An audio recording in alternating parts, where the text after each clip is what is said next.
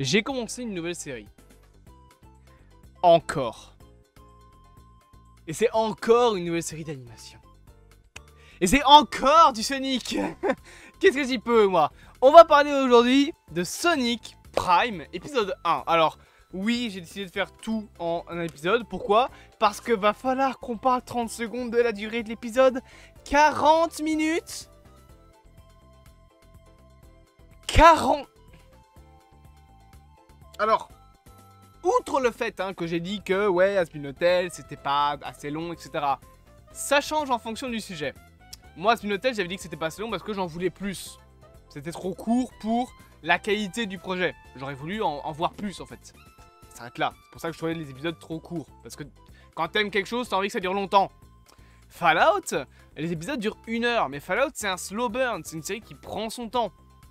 Et là, je vais même pas dire que c'est mauvais ou pas les 40 minutes. C'est juste que 40 minutes. C'est Sonic. Oh, on est où là? Depuis quand on fait un épisode de 40 minutes pour du Sonic? C'est comme j'ai halluciné de m'être rendu compte que Sonic 2 fait 2 heures. C'est Sonic. Oh, depuis quand on fait aussi long pour Sonic? C'est un hérisson bleu qui court vite, arrêtez de vous prendre au sérieux, par pitié. Alors, c'est pas une critique, je dis pas que c'est mauvais, loin de là, franchement l'épisode est super cool et très bien rythmé, mais c'est juste que ça m'a fait halluciner de voir 40 minutes pour du Sonic. Putain, vous avez autant de choses à dire? Ah ouais, bah je serais clairement pas assez bon pour faire du Sonic, parce que moi, je ferais, honnêtement, je m'attendais en fait à ce que, je connais pas Sonic Prime, voilà, je vais le dire honnêtement, je ne connais pas Sonic Prime, je ne sais pas ce que c'est, j'ai juste vu quelques mèmes, et ça m'intéressait pas plus que ça, mais je me suis dit, j'ai rien à faire de mes journées, autant regarder une série Sonic. Donc je regarde Sonic Prime, et je m'attendais à ce que ce soit une série en mode la suite de Sonic Boom, que ce soit plus ou moins la même chose, quoi, avec une aventure par épisode, et puis voilà. Pas du tout! Pas du tout! C'est une série hyper sérieuse, avec un scénario complexe et tout! C'est Sonic. On est où là? Bref, du coup, l'épisode nous raconte donc l'histoire de Sonic qui tombe dans un monde où Eggman a pris le contrôle. Alors, il y a donc une histoire de ce qu'on appelle... alors, c'est pas l'émeraude du chaos, c'est la pierre du paradoxe, si j'ai bien compris. Il y a des cailloux de partout dans l'univers de Sonic.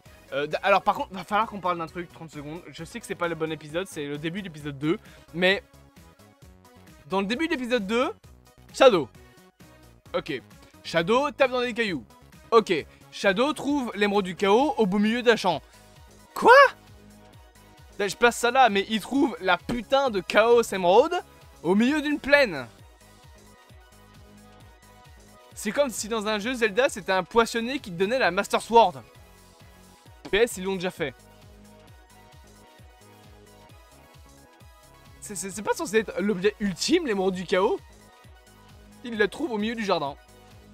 Oh putain, hey, j'ai trouvé une pomme de notch. La subtilité de l'univers Sonic.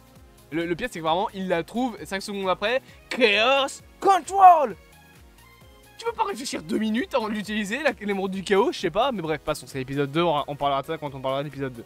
Mais revenons sur l'épisode 1, qui a une scène d'intro des plus longues. Alors, je sais que c'est une nouvelle série Sonic, faut réintroduire les personnages pour ceux qui ne les connaissent pas. Bon, je pense qu'au bout d'un moment, tout le monde sait qui sont Sonic, Knuckles, Tails et Miros. Je pense que les personnages de base, on les connaît.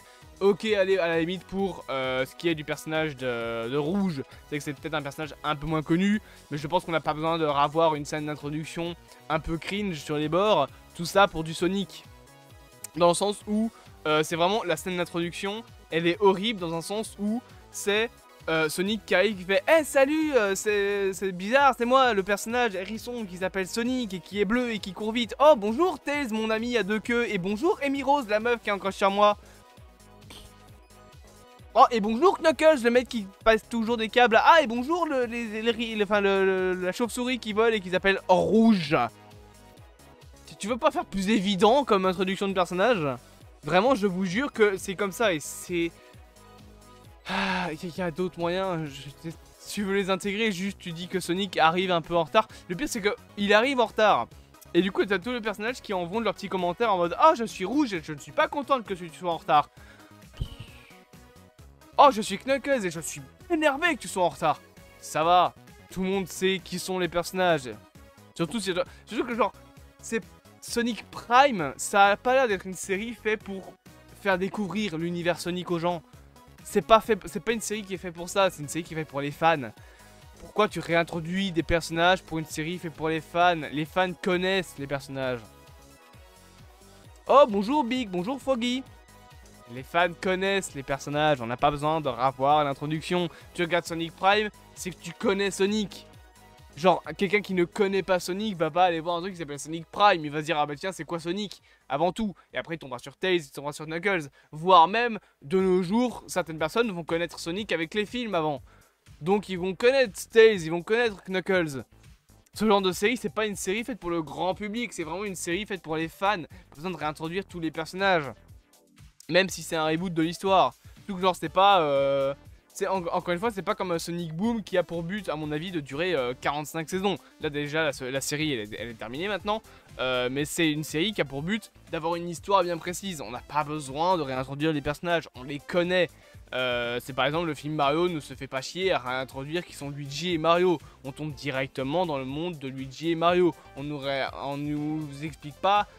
Enfin, on nous explique à demi-mot, on va dire... Pas qui est Bowser, on sait juste que c'est une grosse tortue, on sait par exemple pas d'où elle vient. On a oui le passé de Peach, mais voilà, c'est des personnages qu'on connaît. Todd, tout le monde le connaît, on a pas besoin de le réintégrer. Oui, c'est un mec champignon, fin, il n'y a pas besoin de savoir son histoire. Et c'est le même truc avec Sonic. Rouge et Amy Rose, peut-être à la limite, mais Tails et Knuckles, on n'a pas besoin de les réintroduire. On sait qui c'est, tout le monde sait qui c'est. C'est aussi con que si tu réintroduisais Robotnik. Même dans le film, ils sont pas chiés à réintroduire Robotnik. C'est lui Robotnik, on sait c'est qui. Enfin, voilà. Autre que ça, je trouve que c'est intéressant d'avoir une série Sonic avec un scénario aussi poussé.